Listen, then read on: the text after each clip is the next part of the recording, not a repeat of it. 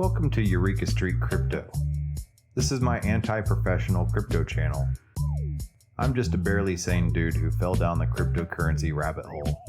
This channel is my fumbling attempt to communicate myself outside my own head about my journey in the crypto space. It is basically my brain dump. None of this is actual financial advice.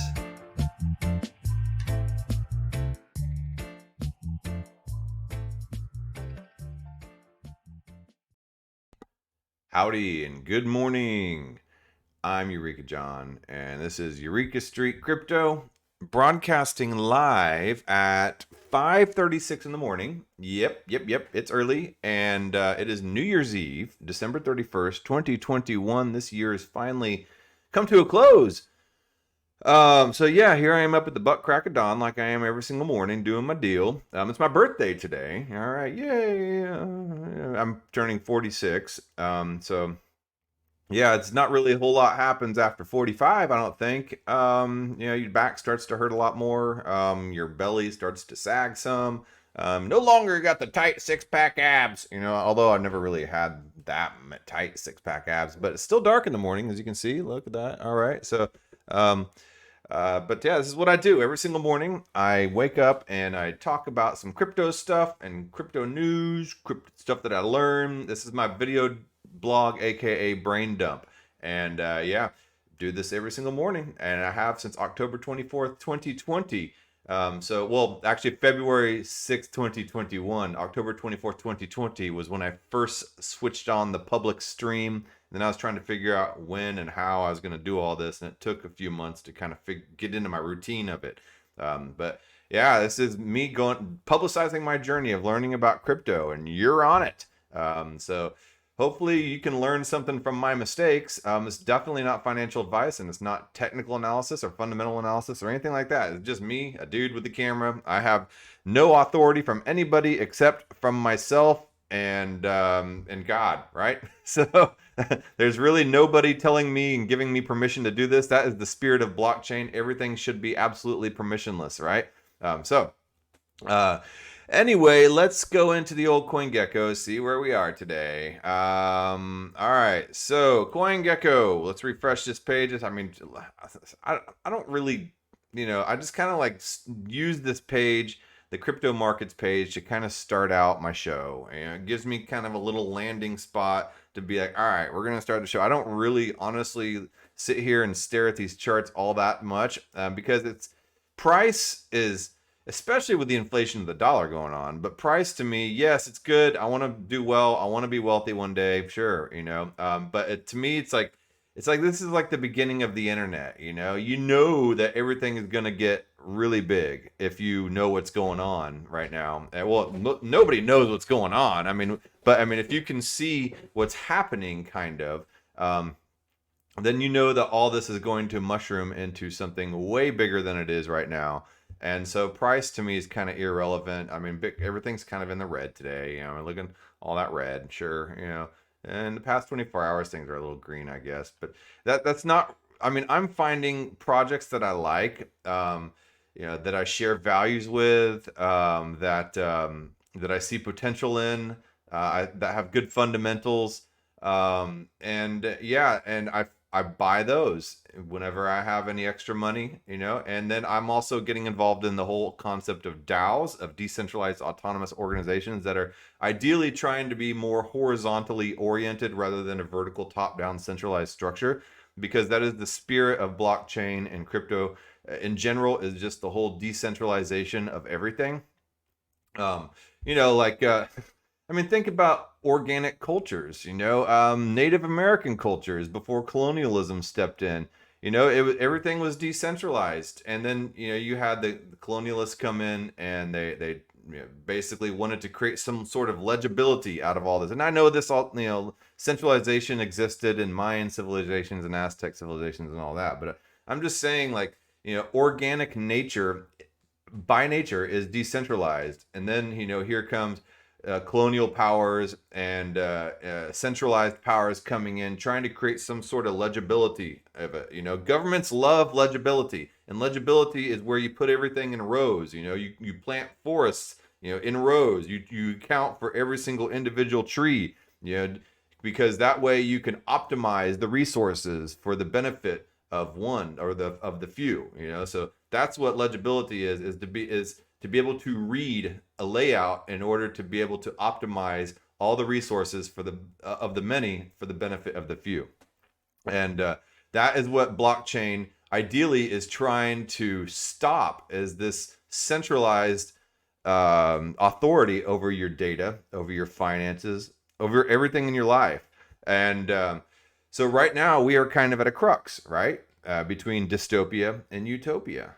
And which way are we going to go on it? I don't know. But that's why I'm doing this show, because I'm constantly asking these questions in the context of all these current technological developments. Which way are we going to go? We are right now at a crux in civilization, especially with all the recent innovations that have come out, with all these different identification systems, with AI, with biology and genetics and everything that is going on right now. We are definitely at some sort of crux between complete dystopia or possible utopia. Who knows? So, so Bitcoin's at $48,149.88. All right, Ethereum is at $3,784.53. I mean, honestly, right now, to me, it seems like it'd be a good time to buy. But again, not financial advice. But if I had any extra money, I mean, some people say, Ethereum maxis, they're like, screw Bitcoin, Bitcoin's for dinosaurs. And of course, the Bitcoin maxis say, screw Ethereum and all other shite coins. Anything that is not Bitcoin is a shite coin.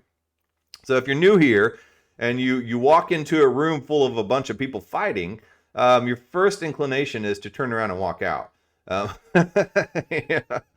Unless you're just kind of nosy and you just kind of want to like sit there and, look through the glass window and like a reality TV show, like every single housewife show that I've ever seen. And as my wife was watching this the other night, she sits in bed and watches this stuff while I'm down here doing my stuff on my computer. And I walk up there and I just see walking into the room, I just hear all this bickering,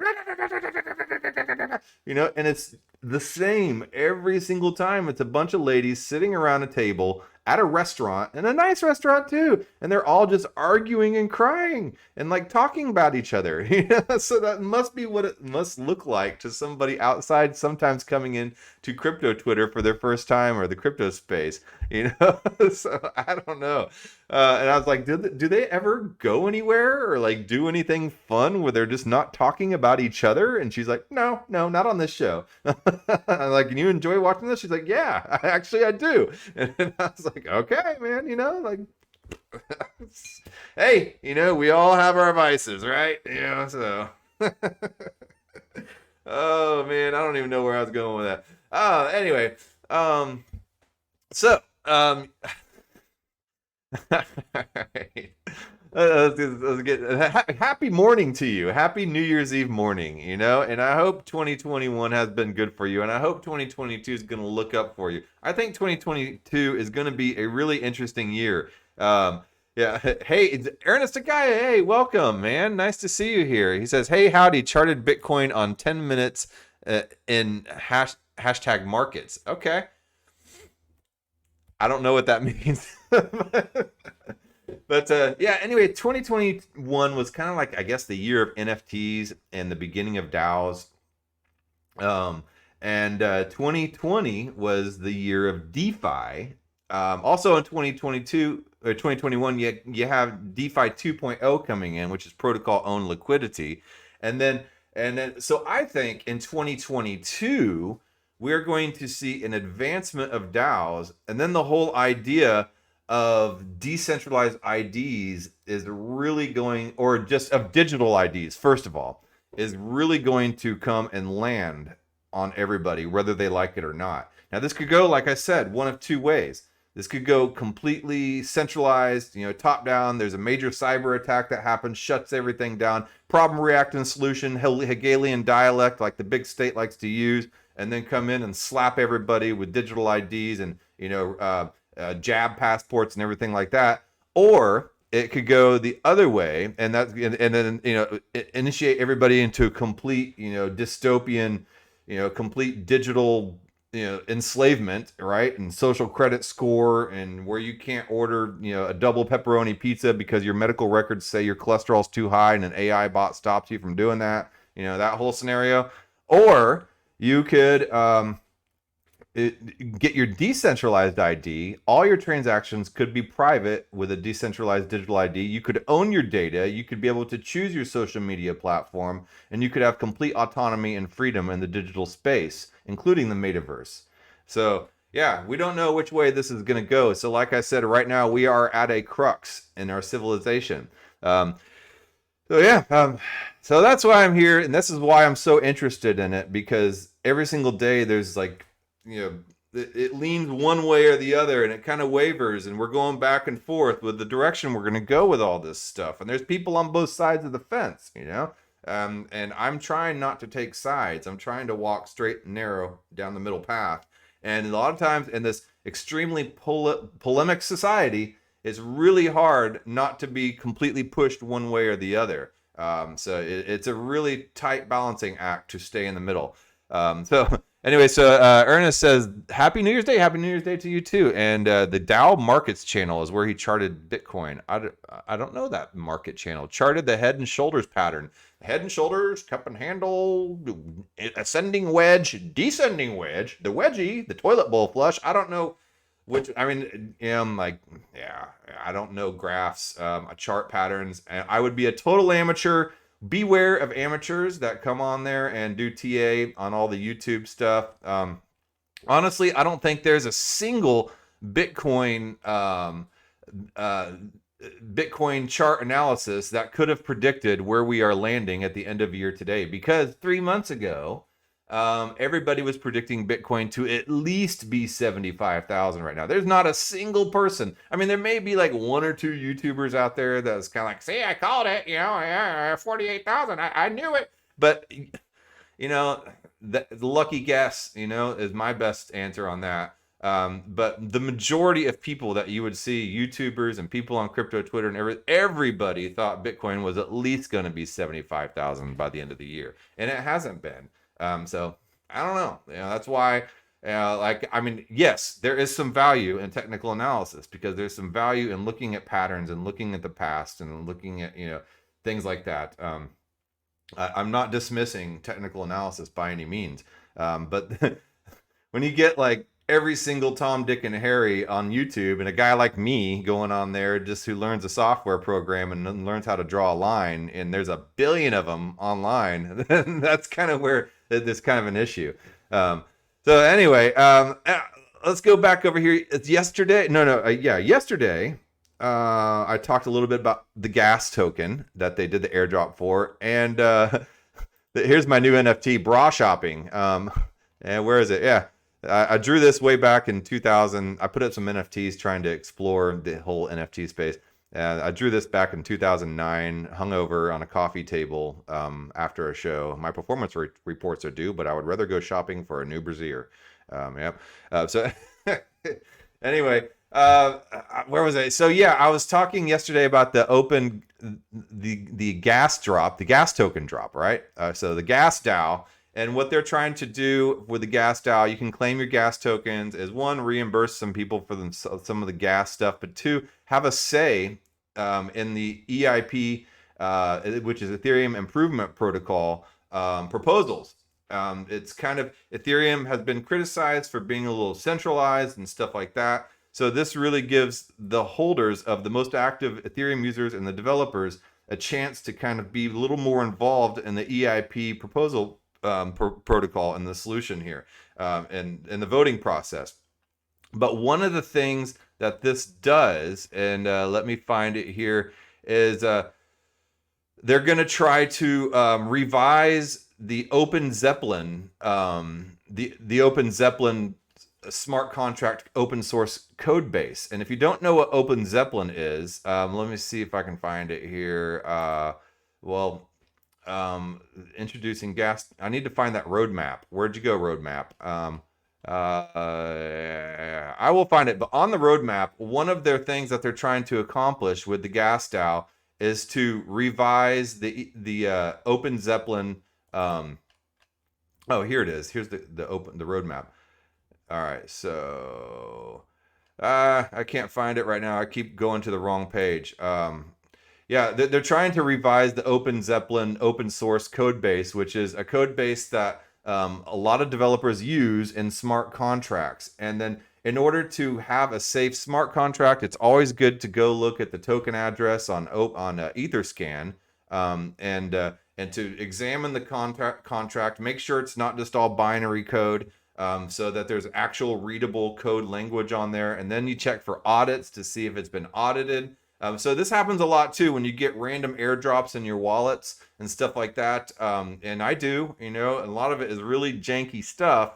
Go look at the smart contract and see, and test and see if it's legitimate, or if you see somebody trying to jump in and push you to buy some token. Go look at the smart contract, see how long it's been around, see if it's a honeypot scam. 3 days ago, I talked about honeypot scams and ways to look out for a honeypot scam. And one way to look out for a scam is to see if it uses open source smart contracts. So here is openzeppelin.com right here.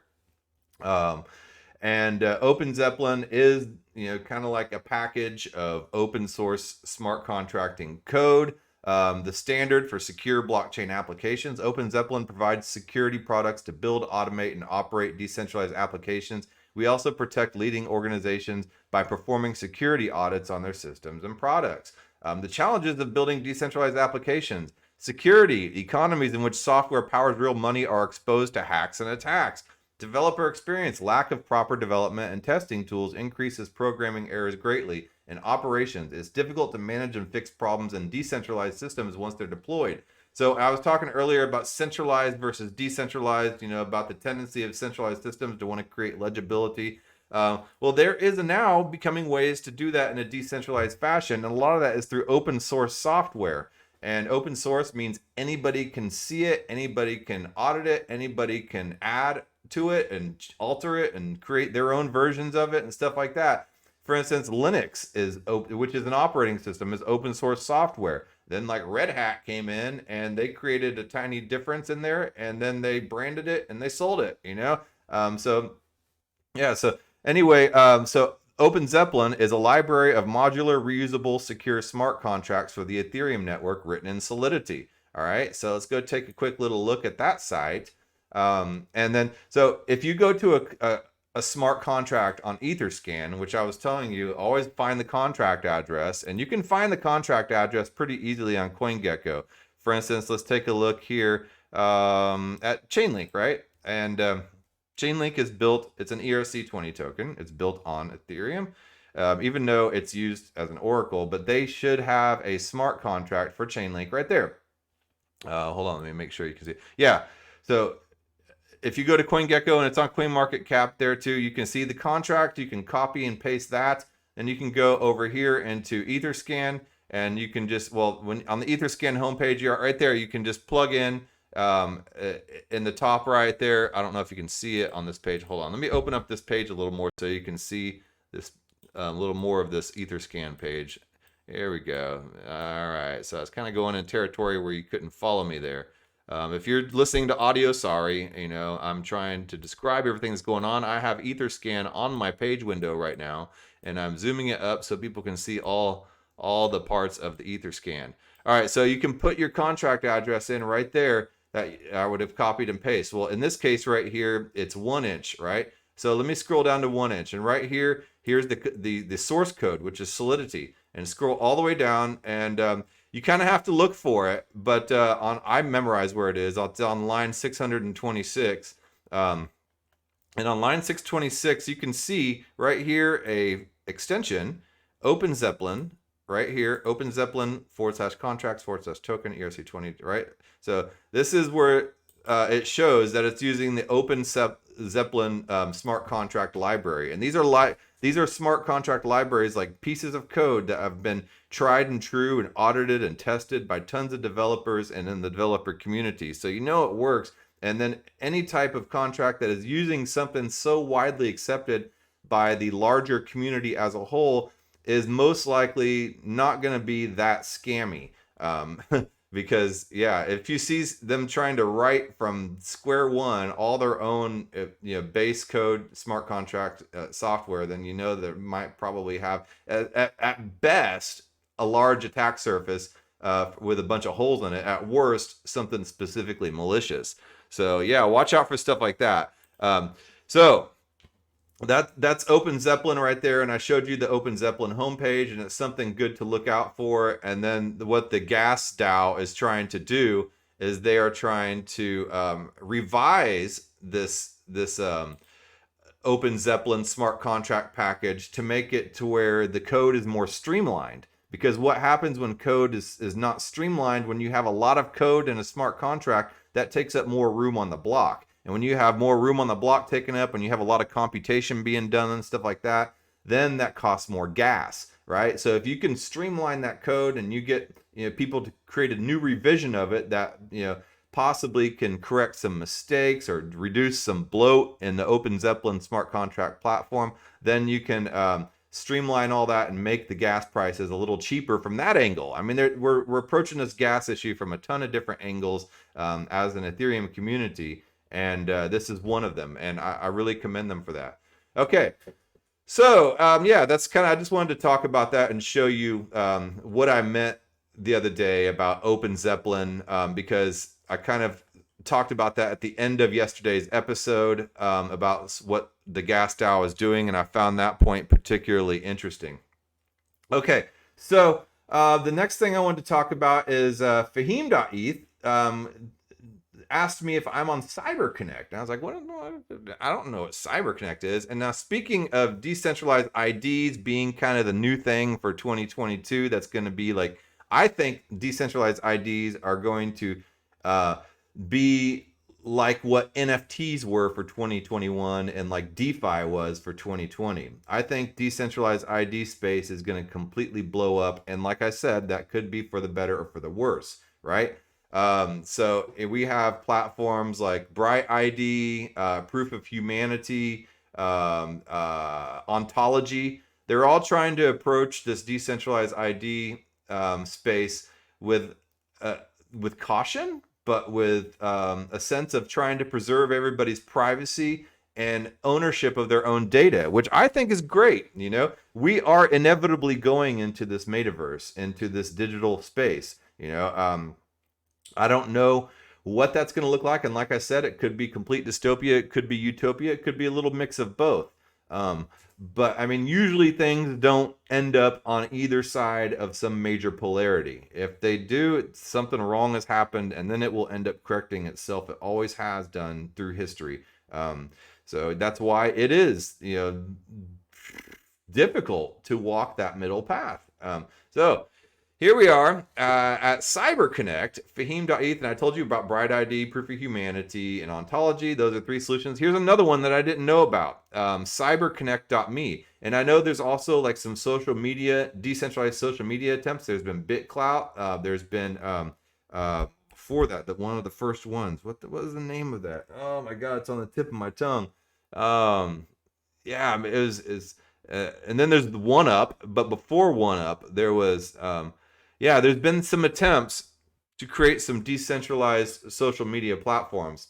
Man, it's going to pop in my head later on today, probably about 3:30 this afternoon. Oh, yeah, that's what it was, But anyway, so Fahim.eth told me about CyberConnect.me, and I was like, what is this? So I went in here, and I was like, oh, okay. So connect everyone on Web3. You use your MetaMask to sign in. The Web3 social graph. There's that big word, social graph, that everybody has been like either super excited about or super scared about, and social graph, people say social credit, we're going to be just like China. Well, China, first of all, banned cryptocurrency, right? Except for their CBDC. And CBDC stands for Central Bank Digital Currency. And that is a complete top-down centralized system, government controlled. They own everything in there. They own your data. But the social graph is not necessarily a social credit score. So there's a differentiation here. And this is what I'm trying to come across, is just because something says social graph doesn't mean they're the big scary baddies from China. All right. The social graph is Okay, so what CyberConnect aims to build is a publicly accessible and decentralized social graph protocol that returns data ownership and utilities back to Web3 dwellers. Sorry, not developers. And developers possibly. All right. So while inviting all Web3 social network, okay, so what CyberConnect aims to build is a publicly accessible and decentralized social graph protocol that returns data ownership and utilities back to Web3 dwellers, while inviting all Web3 social networks and metaverse projects to scale with us. A blockchain agnostic infrastructure, CyberConnect supports multiple blockchains for app development and allows dApps to access and use social graph data provided by the users themselves. Right? So nobody's telling you what to provide your data. This is all stuff you provide yourself from your own ownership of your own data. Right? Okay. So portability plus developer. All right. So people are getting tired of registering and redeclaring their friend relationships on every site, whether that be Facebook or Twitter or Instagram. Before that, you had Orkut, you had Friendster, MySpace, and every time one of those platforms started to suck, you had to go to a new platform and hope your friends went with you, right? So people getting tired of registering and redeclaring their friend relationships on every site. This is especially true in Web3, where each user's identity is already portable across sites. With a decentralized social graph owned by users instead of platforms, each user is able to leave an app and join a new one without losing any friends or having to migrate everyone. So new social applications could all focus on creating and curating the best content and forget about rebuilding the wheels of a social graph database. Another interesting thing about social graph too is this whole idea about decentralized ID that Bright ID and like Ontology are working on. Is the whole idea of using social graph to do uncollateralized loans, because a lot of us in the Web3 space, in the crypto space, we know about Aave and Compound, which allows us to use our collateral and our savings as collateral to borrow against, just like the accredited investors do and all the big rich people, they get to borrow against their assets. Us plebes, we don't get to do that because we're not accredited investors, right? But Web3 has enabled everybody to be able to use their assets and to borrow against them. Without worrying about some kind of credit score from TransUnion, Equifax, and Experian, right? The three big baddies right there. Those are the big baddies. For instance, I used my credit card for like the first time the other day, and my credit just dropped by 66 points for like absolutely no reason, just because of the fact that I used it. And I was like, you know what? I'm so tired of getting these notifications of my credit dropping just because I happened to have used my card one time for gas. So I didn't have any cash on me. And my other cards were kind of, it was near payday, right? So excuse me for actually using my credit. I got tired of that, So now we have the power in our hands with Web3 to be able to do collateralized loans. But what if we were able to also do uncollateralized loans using our social graph and our decentralized ID as our reputation system, right? So, I was like, well, you could just go, fire up a new wallet, Yeah, you can, but then you have to go and build up an entire reputation system to that address too. So I don't know. All right, so from address to identities. At the dawn of Web3, connecting addresses is just the first step of building a comprehensive decentralized social graph. An address contains only on-chain assets, and it is part of a complete identity. A user may have multiple addresses on different blockchains, social profiles such as Twitter, and off-chain data scattered in different applications. Connecting identities is our long-term vision. We've seen multiple endeavors implementing the digital ID standard, striving for wider adoptions of decentralized identities. The decentralized social graph we desire is an extensive hypergraph and the indispensable building block for prosperous social applications on Web3. So see your rank and play with your friends in Web3 games. And then you can get content recommendations based on a social graph. And then you can send messages to mutually followed friends. You can follow each other's wallets in a way, in a decentralized fashion that does not have some kind of overarching, Facebook style, cyber police and censored platform sitting here telling you that they own, owning your data, and hiding information from you as well. So the CyberConnect protocol, fully decentralized, allowing blockchain users to update and access their own social graphs. A user-friendly API will be built on top of CyberConnect protocol, and application developers can easily integrate and access the whole user-generated social graphs on Web3. And then the standalone complex, the recommendation algorithm aggregating connection data from open data source such as Ethereum blockchain, Foundation.app, Rarible, and so on. The algorithm will generate a customized recommended addresses to follow list for every address.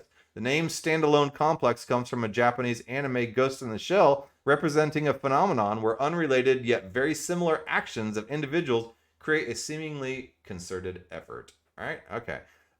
Yeah, interesting. Guys, kind of sounds a little like Schelling points too. If you don't know what a Schelling point, this is kind of like this unofficial central point of focus that people tend to generate, like a large mass of people. Like for instance, they always use the thing, Grand Central Station. If you go to New York City and you don't know where somebody lives, or you have no way of contacting them, but if you go stand in Grand Central Station every single day, at some point you think you might meet them. Or like it was that movie with Will Smith.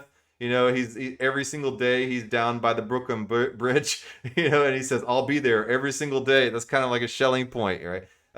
So anyway, so CyberConnect. All right, so let's back to CyberConnect. So I went and I got my ENS domain name system, eurekastreet.eth, and I have eurekajohn.eth. So I already set that up. So I went over here, I connected my MetaMask with eurekastreet.eth. So eurekastreet.eth. All right. And then so let's punch this into the search engine and see what pops up. And it should pop up. I have 0 followers because I just did this morning. So, oh yeah, I also connected my Twitter address. I don't know. I mean, how everybody has different tolerances for identity, obvious, and being doxxed and wanting to be anon and all that stuff. And I think with this, you can be as anon as you want to be. You could just have your wallet with the wallet numbers and the wallet address, and that's it.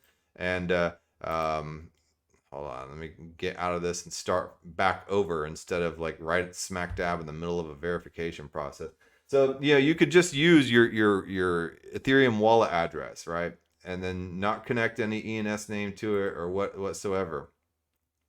And so it's nothing is necessarily linked to your actual personal body, except for just whatever you do on MetaMask, and then you could build your reputation based on that.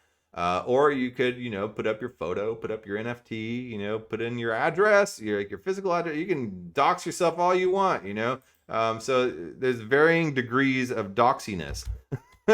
Obviously, I don't really care. But yeah,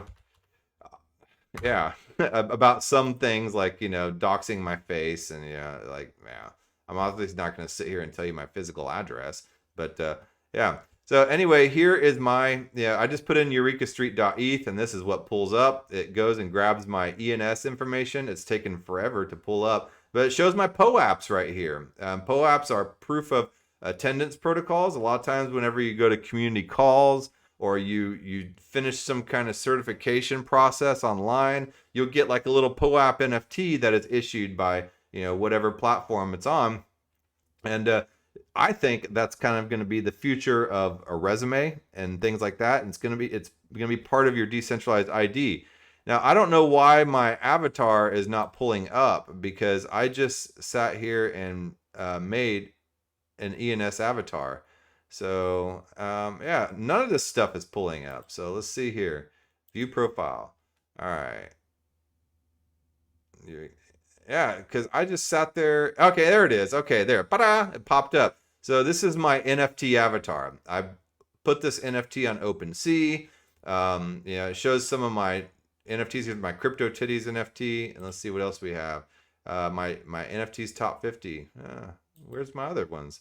I have a buttload of other NFTs. I don't know. So yeah, obviously I still have some more poking around to do on this thing. And then it shows right here my OpenSea's link. Oh, I got to verify my Twitter, I guess. Yeah. So, and then it allows people to comment on here. So if you want to come in and you can leave me a comment, go to eurekastreet.eth, look me up and say hi, or go to eurekajohn.eth and say hi. There's a lot of ways you can interact with people. And obviously I'm just now starting to poke through all this stuff. Hopefully this will be built out a little more, so I can show you a little more of this type of stuff. But all this stuff is in its infancy, right? So yeah, here's vitalik.eth, mydo.eth, wearehiring.eth, cyberlab.eth. Let's see if fahim.eth has set up his. Let's see here. He's the one that told me about it, so he probably has set something up. So fahim.eth, where you at, buddy?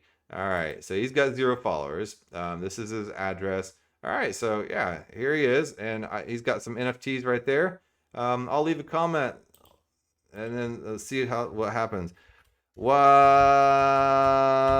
up, dude? This is Eureka John. Am I your first visitor? All right, and then I will go ahead and enter that comment. All right, what's up, dude? This is Eureka John. Am I your first visitor? So we'll see how that goes out. I'm just poking around with all this stuff, with these decentralized IDs, with Web3 social graph systems and stuff like that. I think whether or not this goes the path of dystopia or utopia, that it is smart to stay abreast, to stay on top, to be current with everything that is happening, because this way it'll help you navigate. If things do happen to go in an unsavory direction, you will be a little more ahead of the game, knowing which way to turn. So yeah, that's my stance on it. People say, well, why are you looking into all this social graph? This is just going to enslave everybody. Yeah, it might, and that way I'll exactly know right when it's starting to happen, so I can veer other ways and kind of bounce around the lily pads and navigate the system in the best way possible, to try to preserve my own freedoms. Yes, I do own some Monero. I have some secret network tokens, and I know how to navigate those systems too. And I think that's really important to know the whole gamut of it. And that's why I do this channel, so I can kind of learn about the larger scope of everything. All right. So anyway, that's okay. This is my New Year's episode. I'm gonna go make breakfast for the family, and then I'm gonna go skateboarding with my homies today. And then I'll come back and maybe I'll jump on this evening. If anybody wants to jump on at some point later on, or tomorrow morning, I'd be happy. I'm always happy to have guests on in the morning and basically talk shop with me. I've done that with several people, and I really love it. I enjoy having people on and hearing where they come from in the crypto space, what their views are, what NFTs they like, what projects they like, what they're all about, So if you're listening to this and you want to come on, just shoot me a DM on Twitter or whatever, and just to hit a brother up, and we can pick a day and a time, and we'll jump on, and I want to hear all about you and what brought you to this space and what brought you to this channel. Give me a thumbs up if you're on YouTube. Give a subscribe too, I guess, at some point. I don't know. It kind of just helps me know that what I'm doing is actually making some kind of difference, So I don't know. All right. Well, I'll talk to you later. All right. Have a good New Year's Eve. I'll see you in 2022. Later.